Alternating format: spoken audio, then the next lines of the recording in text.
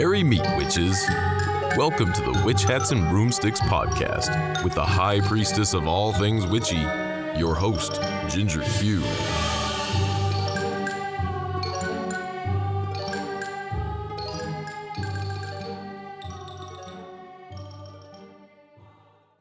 Hello and welcome to Witch Hats and Broomsticks. I'm so glad you could join me here. My name's Ginger Quinlan, and today we are talking about the history of witchcraft. And why do we need to study the witchcraft history? Because it helps us with our present day practice. I actually did my college thesis on the history of witchcraft because it fascinated me so much about how women were exterminated because they were powerful. Yeah, exterminated because they were powerful. So, my powerful witchy friends who are listening to this today, let's dive in to the history of witchcraft. So, in 197 CE, which is called the Common Era, or as some people call it, the Christian Era, the divide between women and men is created. A Christian philosopher named Tertullian states in De Culta Feminarum, sorry if I butchered that women are inherently lesser than men and that they are the devil's gateway to our world. Yeah. In 900 CE, the Common Era, women are considered consorts of the devil. A document called the Canon Episcopi is recorded by Regino of Pruum, a German monk, stating that women can be perverted by the devil and ride into the night with the goddess Diana. In 1022 CE, the first woman is formally executed for heresy. The witch stereotype is set. This gave me goosebumps when I read it the first time. I was like, wow, really? The King of France, King Robert, approves the trial of over a dozen individuals for practicing religious heresy, including one woman. During this trial, she is accused of orgies, worshiping demonic entities, and killing children.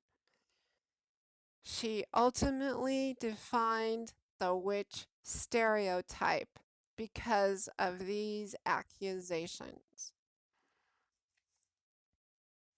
And then it gets worse. In 1231 CE, death for failure of faith is ordered by the church. Pope Gregory IX decrees execution as the punishment for anyone who refuses to adhere to the correct faith, Christianity, instituting the Papal Inquisition. And many of us know about this part because it was all over the place in school. They talked about it in my history classes. And, many of us who are witches are well aware of this. So, the first documented witch hunt occurs in 1324 CE, the Christian era. Alice Cuddler, a wealthy Irish woman, is charged with witchcraft after outliving several husbands. She is accused of practicing the dark arts, having intercourse with demons, and using lotions and spells with friends to conjure up evil spirits.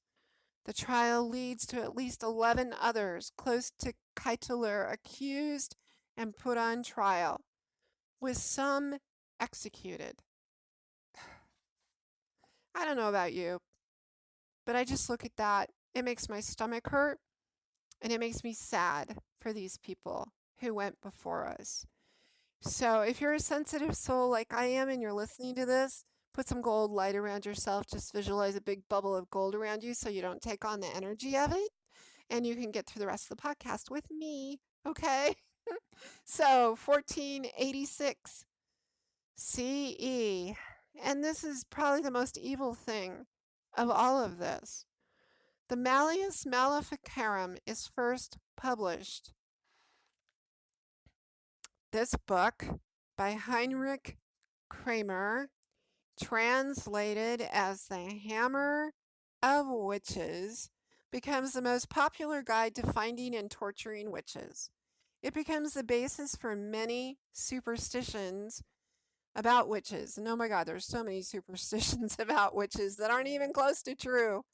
So yeah, 1486 CE, all that fell into place. Between 1400 and 1700 CE, as many as 500,000 people, after the first witch hunt and the popularization of the Malleus Maleficarum, the witch craze gains momentum in Europe. Of the people executed, 85% are women. It was the mass clearing out, killing, torturing of women.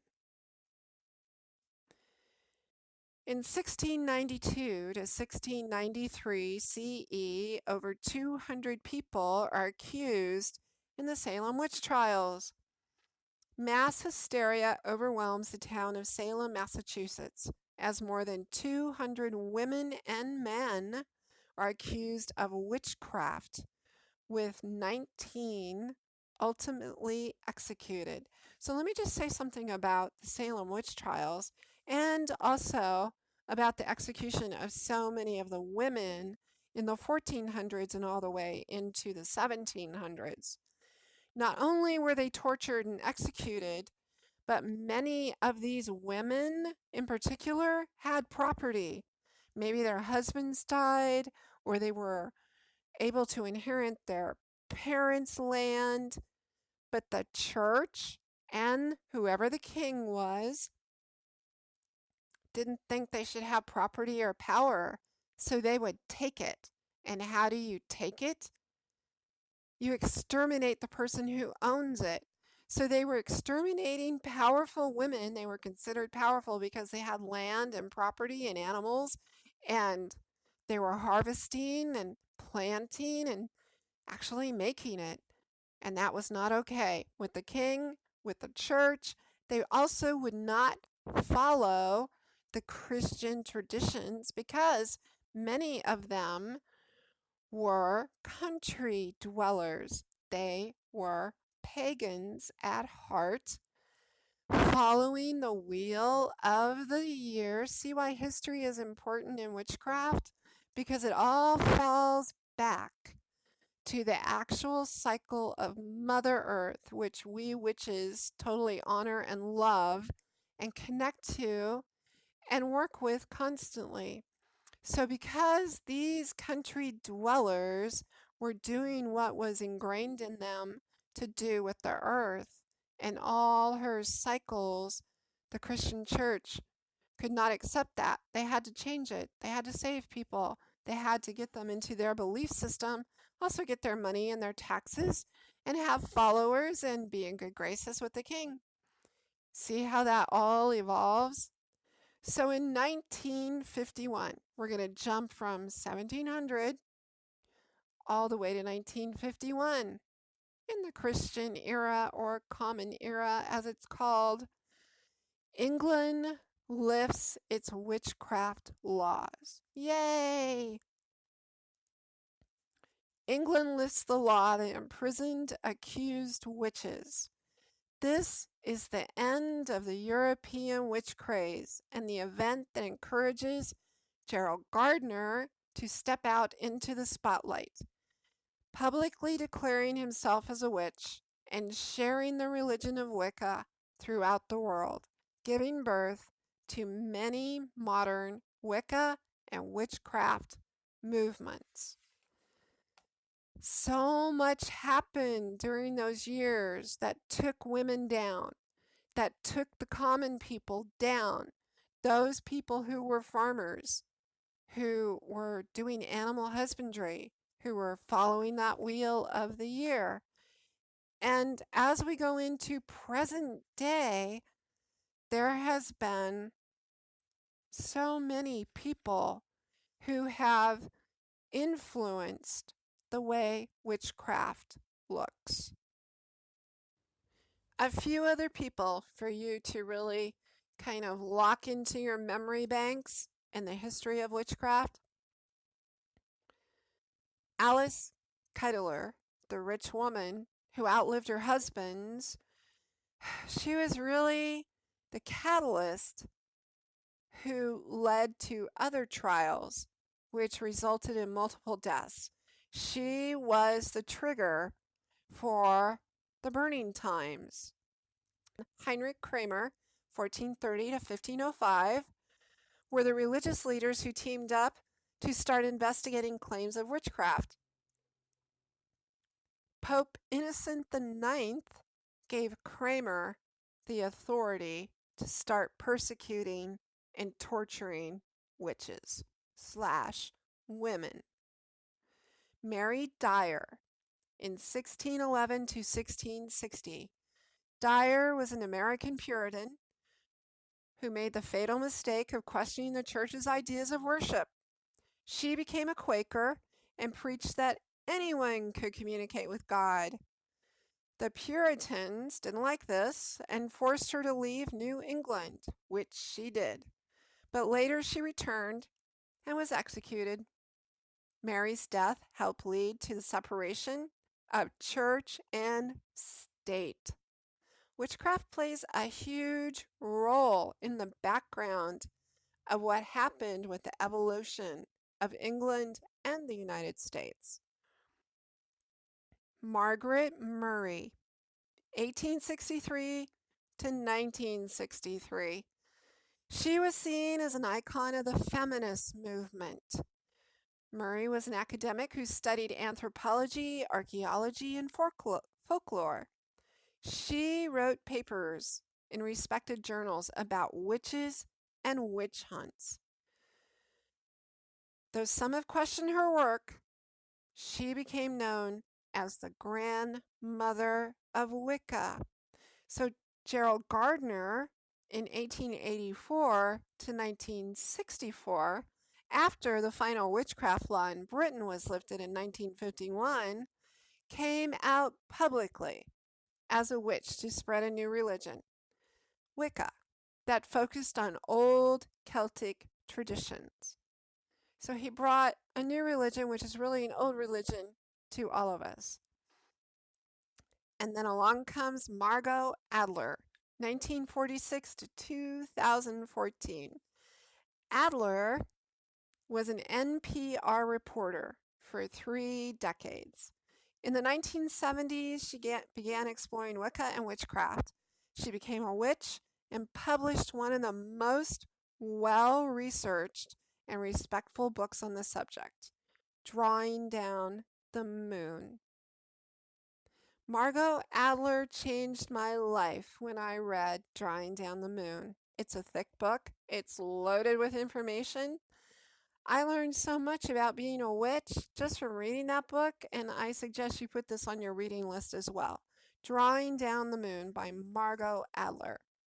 So now this brings us to present day.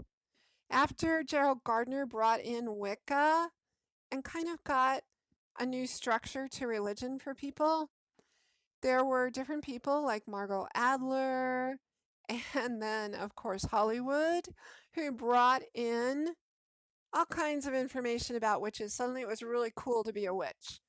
And so in the 80s, there were all these different movies that came out in the media: Teen Witch, The Witches of Eastwick, The Craft, Sabrina the Teenage Witch, Charmed, Buffy the Vampire Slayer. All of these things made The Craft irresistible. And of course, The Craft came out. I want to talk about The Craft for a minute. I went to the theater to watch The Craft with some of my witchy friends. And we all sat there and kind of went, oh, it'd be cool to be able to do fairy glamour like that, really. It would be cool to levitate. It would be cool to throw somebody across the room just by moving the energy. And I'm telling you this because it was the first time I actually saw energy being moved in a movie.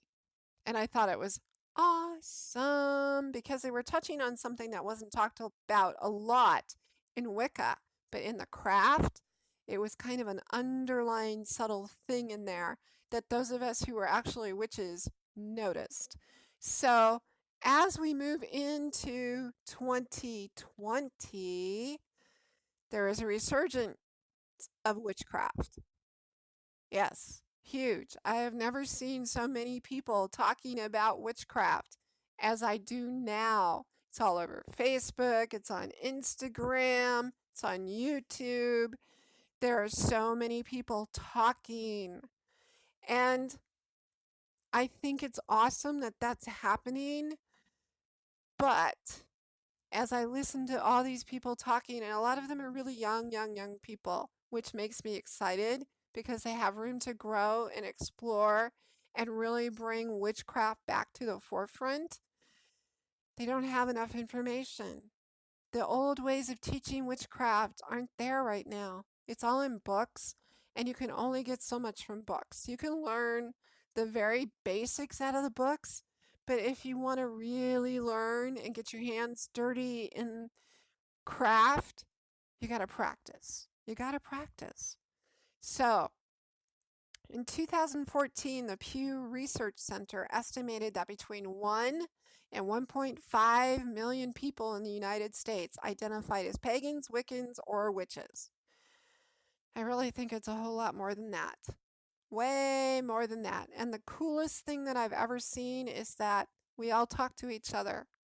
We talk to each other on Facebook. We post pictures on Instagram. It's not a big bad thing anymore. It's a magical, awesome thing. Harry Potter has brought it to kids. Disney brings it in. We as adults who still believe in magic and know that we can create magic, bring it in. So I want to wrap up this particular history lesson with a little challenge for all of you. Maybe today you would like to connect to that history and do something to honor the witches who came before us, those who died in the burning times, those who were tortured because of the witch's hammer, those who suffered because they were just women and men who had property, and the kings, the queens, the church couldn't let them be who they were. Maybe today would be a good day to either light a candle and just meditate on how you wish to stand in your power, how you're going to honor these people who came before us by saying, I am a witch. I am standing in my power. I am going to be who I am and do it in a beautiful way. I'm going to share energy with the world to make it a better place. And by doing that, I'm going to honor those who came before us. A little simple energy working where you manipulate the energies, where you bring up your desires to make this world a better place and to make your witchcraft sound and powerful. Thank you for joining me here today. It's been a rather difficult episode to do about the history of witchcraft because there is so much death and horrible torture that happened to those before us. But I thank you for listening and for remembering. And the key to really moving into the future is remembering who came before us, what they went through, to make it okay for us to say, I'm a witch. I'm doing magic. This is who I am. I'm empowering myself. So I'm wishing you a week of empowerment and remembrance and honoring those who went before. I hope you join me next time for Witch Hats and Broomsticks. Merry Part Witches. For more demonstrations, classes, and magical goodies, visit themysticalwareshop.com.